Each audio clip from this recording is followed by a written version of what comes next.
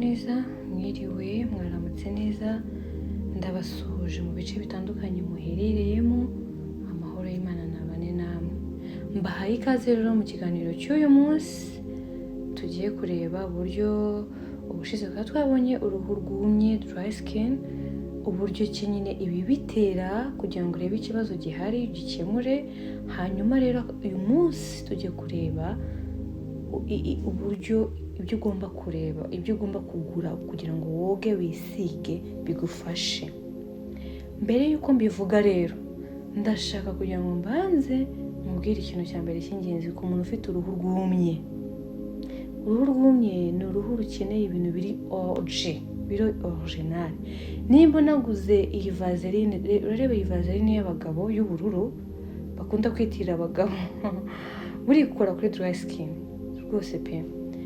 Nimba unayiguze, genda uyigura ahantu hari ibintu biri original, sibyo? Dry skin iyo uyisize ibintu bya pirate, ibintu biridiriwe, aya mavuta bandikaho ibintu ngo biyakoze kandi nta n'ibirimo, rwose buruhira ubusa. Ahantu rero hizewe wagura amavuta, njyewe nakubwira aka kanya ni muri farumasi. Aya mavuta ayasanzwe atari ay'Uburayi, kuko hari amabotike umuntu azi agira amavuta y'Uburayi meza. Amavuta y'Uburayi aka kanya sinshaka kuyajyamo, no, nayakora kuri dry skin, ariko aka kanya ndashaka kuvuga ku byo tubasha kubona ahangaha, sibyo? Kuko ay'Uburayi yo afite ibindi akora, ashobora gukemura icyo kibazo ariko anagukesha agira gute, yo araremereye mu bundi buryo tuzayarebaho, gusa nayo ni meza, ni meza cyane. Rero tugiye kureba amavuta tubasha kubona hano mu Rwanda adahenze kandi akemura ikibazo cy'uruhu rwumye. Ahantu rero mbere y'uko mvuga ingredient cyangwa se nujya kugura amavuta, ibintu uzajya wibandaho ureba, ndabanza nkubwire ngo wirinde ikintu cyo kugura amavuta muri quartier, mu isoko, ko ugenda ukabonye boutique y'amavuta tuvuga ati manura ari amavuta. No, kuri dry skin ibyo bikora kuri normal skin, uruhu rudafite ibibazo. Warusiga pirate, warusiga ridiriwe, warusiga meza, warusiga avuye Cote d'Ivoire, ibyo nta kintu birubwiye. Ariko iyo ufite uruhu rufite ikibazo, ni nk'umuti, ugura amavuta nk'umuti. Rero irinde kugura amavuta mu maduka yo mu isoko, mu maduka yo mu mujyi, ariya ducaho ku murongo kuriya, ayo muri quartier wenda urisiga ngo Claire cyangwa Vaseline iragushiranye, uhise ujya muri quartier kuri boutique. No. Nimba ufite uruhu rwumye rwose, ufite ibibazo bimeze nk'abiya twavuzeho muri video ibanziriziye, rwose byirinde. Genda muri farumasi. Ni ukuvuga ngo ibibazo by'impu byinshi amavuta abitreatinga aba muri farumasi. Farumasi buriya habamo amavuta meza pe. Genda muri farumasi ugure amavuta. Nimba tuvuze ingredient tugiye kuvuga ahangaha tugomba gushaka mu mavuta, genda muri farumasi ariyo. Nuyagura muri farumasi birashoboka, kuko nkanjye hari ayo nashaka kwisiga ubu ngubu, muri farumasi ntayabayo, ariko muri Good Life ni farumasi ifatanye na alimentation, buriya niko bimeze. Bagira rero product nyinshi z'ibyo bijyanye na cosmetics, kandi bagira quality nziza, kuko narabitestinze. Amavuta uguze muri Good Life ukagenda ukagura magenzi yayo hanze muri boutique zisanzwe, mu isoko, mu mujyi, abantu bacuruza amavuta online, ibintu nk'ibyo usanga bitandukanye pe. Rero aka kanya genda kugura amavuta muri farumasi, aya ngiye kuvuga yose. Nuyabura jya muri Good Life. Amavuta y'Uburayi nababwiye ko twabaye tuyaretse. Hanyuma rero nujya kugura amavuta y'uruhu rwumye, ziriya mpu zose navuze, usibye wenda uruhu rufite ibibazo bikomeye bikeneye muganga, kuko ntabwo waba ufite uruhu rufite ibibazo ngo ujye mu mavuta, ugomba kujya kureba muganga akakubwira. Ariko ubundi uruhu rwumye rusanzwe, nujya kugura amavuta uzagenda urebe amavuta arimo hyaluronic acid. Iyi acid iyo iri mu mavuta iragufasha, ituma uruhu rutuma ruba smooth. nurangiza ugomba kureba amavuta arimo shea butter, ugomba kureba amavuta arimo vitamine E, ugomba kureba amavuta arimo vitamine C, ugomba kureba amavuta arimo niacinamide. Ngizo ingredient, kuko ntago nakubwira ngo dore aya mavuta aya ngiye gushyiraho nuyabona uzayagure kuko arakora ko uruhu rwumye, ariko nutayabona ushobora kubona andi arimo izo ingredient kandi bikagufasha. Ariko waguze aho navuze ngiye niho nizeye, kuko hari umuntu mbaza ikibazo akambwira ngo none se aya mavuta baba n'ibiki yakanyereka, none se yakoresha gute, wayaguze he, ngo nayaguze Mateus? No, ngiye nakubwiye hariya ntago mpizeye. Ushobora kugura amavuta yakorewe hano Kenya, mumbabarire ntago ndi gupfobya ibintu biturutse ahantu n'ibiki, ahubwo ndi kuvuga abantu bafite ikibazo. Nayo arakora ku bantu bafite uruhu ruri normal udafite ikibazo, ariko nimba ufite ikibazo uri kutwitinga genda aho ngaho baguhe quality, uzasanga igiciro kirenzeho gato, ariko bigereye ku ruganda bazanye product nziza, babahaye quality ya mbere. Ayasakara mu bantu rero rwose, abantu Rwanda rwose rukarangura, ushaka gusanga ari quality ya gatatu, sibyo? Rero banza umenye ngo aya mavuta nayaguze hehe, impamvu kuko ushobora gufata aya mavuta uri kubona nashyizeho cyangwa yumvuze arimo ingredient mvuze, ukagenda ukayagura aho ubonye, urangiza ukagati ahantu reba birakora se, reka da oya, cyubanza wicare kabisa wige, ushyire ibintu ku murongo, umenye aho umuntu yakubwiye ngo ugura amavuta ahangaha, mbese nk'umuntu ushaka kwiyitaho wifatiye umwanya.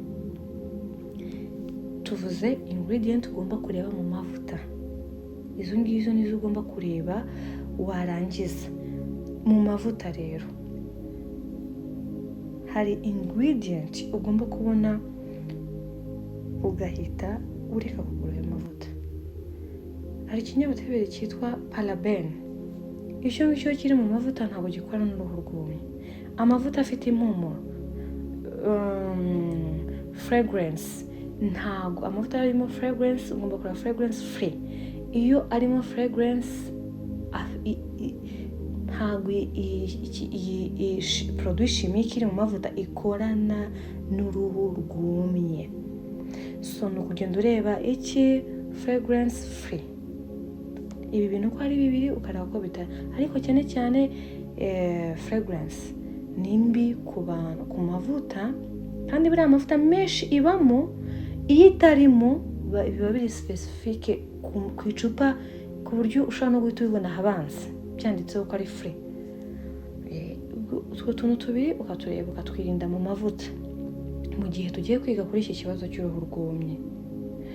Tugiye koga rero, ugeze muri dushe ugiye koga, nimba rwose hari amasabune tugura, ukajya hariya ngo papaya soap, ukajya hariya ngo iyi sabune irakesha, iragujya kugukesha, ariko ntabwo urakira ikibazo cy'uruhu rwumye, sibyo? Nese hari umuntu ukesha uruhu rwumye, none akesha uruhu rwumye ruzaguma rugagare, noneho ruzagutera ibibazo biteye ubwoba.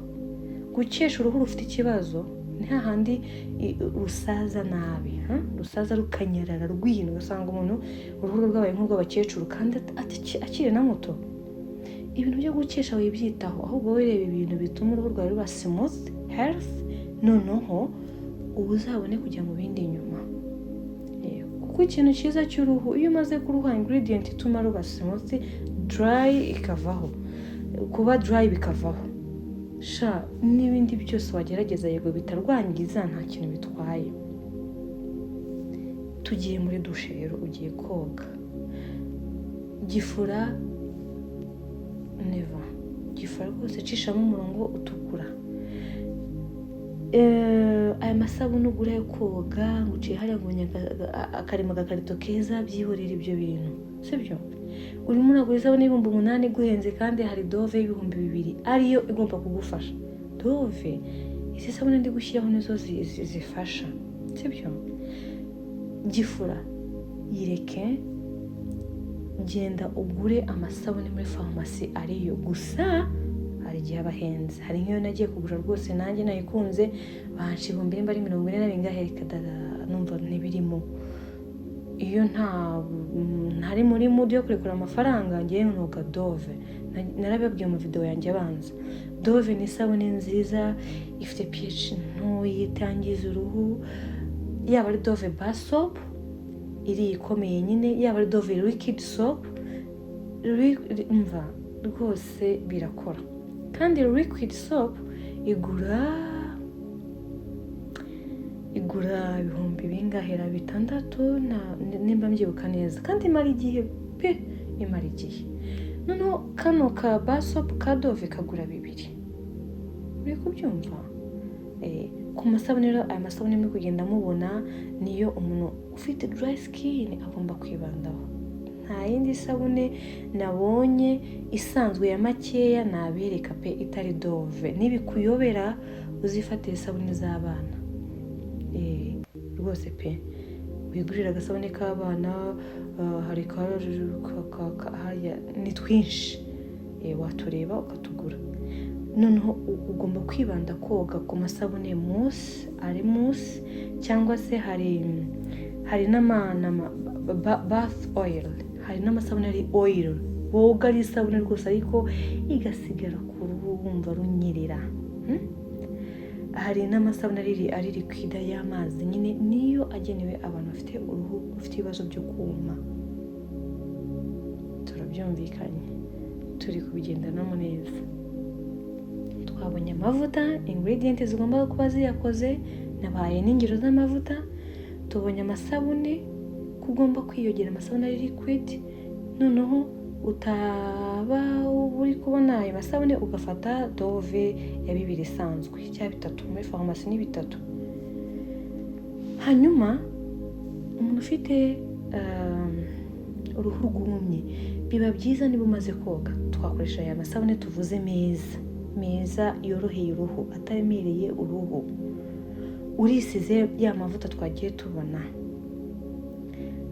Noneho biba byiza iyo urengejeho oil rero ngewe nababwira nzi ni baby oil, ama oil y'abana. Ama oil y'abana arafasha kandi nta gahenda. Noneho nizo ngizo nababwira, izo nizo zizorohe. Hari igihe ushobora kuba ufite olive oil mu rugo, ariko buriya naje kubibona olive oil kuri dry skin hari aho ikora, hari n'uruhu idakoraho, aho bikarutera kuba dry cyane. Rero ikoreshereze baby oil, cyangwa se ukoreshe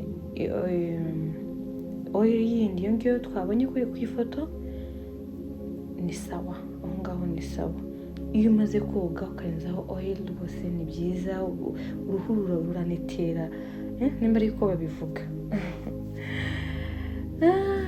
Hanyuma rero turabisoje, ibyo bintu nibyo ugomba kwibandaho. Hanyuma hari amavuta mwabonye ntavuze, nibagiwe kuvuga amavuta arimo ile nkayo Zerial 10 mberetse, ni meza ku ruhu. Noneho wa muntu ufite uruhu ruvuvuka, rufite imvuvu, rushishuka, rwumye rugashishuka pe, amavuta arimo ile ni meza. Wa muntu wishima agatukura, kuri ruhu twabonye imbere rugatukura, amavuta arimo ile ni meza. Hari n'abantu bajya kwa muganga bakabandikira amavuta arimo ile, n'abana bakayabandikira. Ikora ku ruhu rwumye, rufite n'ibibazo, rufite n'indwara, rwose uruhu rugacya rukamera neza rugatoha. Rero nibyo ngibyo. Umve iyi video ukurikize neza. Aho ugize ikibazo ushobora kumbaza, ushobora kubaza muri comment, ushobora kunyandikira kuri telefone, ariko ubikurikize kandi uruhu rwawe ruzaba rwiza. Kuko nanjye nigeze kugira ikibazo cya dry skin, ndabizi uko ibabaza, ndabizi uko ikujena, ndabizi uko ituma utisanzura, ndabizi uko ituma utambara imyenda runaka. I know, sibyo? Niyo mpamvu rero nanjye nagerageje kubafasha kuba icyo kibazo cyakemuka. Rero wirinde amasabune ya gifura, wirinde koga amazi ashyushye cyane atwika, kandi ujye wirinda kuva muri dushe nurangiza wicare muri salo cyangwa ujye mu tundi turimo uze kwisiga nyuma umubiri wakakaye. Oya, uva muri dushe uhita wisiga umubiri ugitoshye ukimeze neza. Ikindi, wirinde essential oils, nyine utu oil hari ama oil ngo sinzi, hari ama companies acuruza ama oil atandukanye, ari ama oil yihorere pe, wowe ikoreshereze aya ngaya navuze, sibyo, niyo azagukorera. Ndabashimiye rero, ikibazo cy'uruhu ni kirekire, ibibazo wowe ufite ni birebire, ntago namenye buri muntu ikibazo afite ngo mpite ngisubiza, ariko wambaza ngiye nagusubiza kandi nagufasha. Kuri bike mfite nagufasha, cyangwa nanjye kubyamfasha cyangwa kubyo maze kwiga mfite byagufasha. Murakoze rero, amahoro y'Imana abane namwe, nimugerageze turebe ko impu zacu zaba nziza, confidence yacu ikiyongera, kuko tugomba kubaka confidence muri twe. Kandi confidence muri wowe ihera ku bintu byinshi byinshi byinshi. Hari akantu kakubaho confidence igahita ijya hasi. Rero buriya agaskin iyo kameze neza, confidence biri on top. So rero bonne chance, ndabashimiye kandi mukomeze gukora subscribe utarayikora, musangize n'abandi ibiganiro cyo mwumvisha cyafasha umuntu, nta kibazo. Murakoze, Imana ibarinde.